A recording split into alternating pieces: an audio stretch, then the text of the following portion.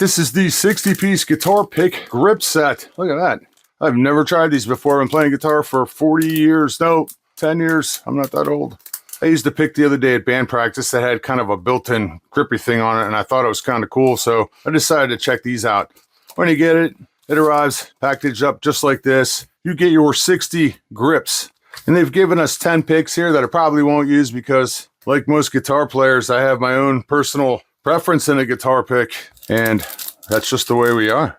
Basically, you've got 30 on each sheet. They're adhesive. They're easy to put on. I was messing around a little bit with these. First, I took them and put them on this Jim Dunlop pick that I like, and I put one on each side.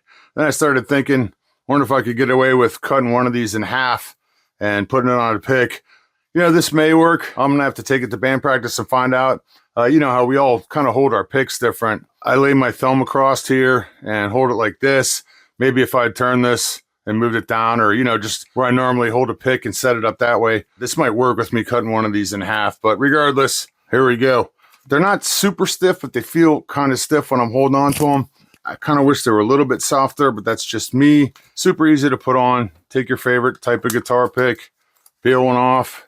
I would suggest holding it from the bottom so you can see the top and line it up and just put it on, and you can see I was off a little bit, but that's going to work fine. Take the other one, do the same thing. Try this one left-handed.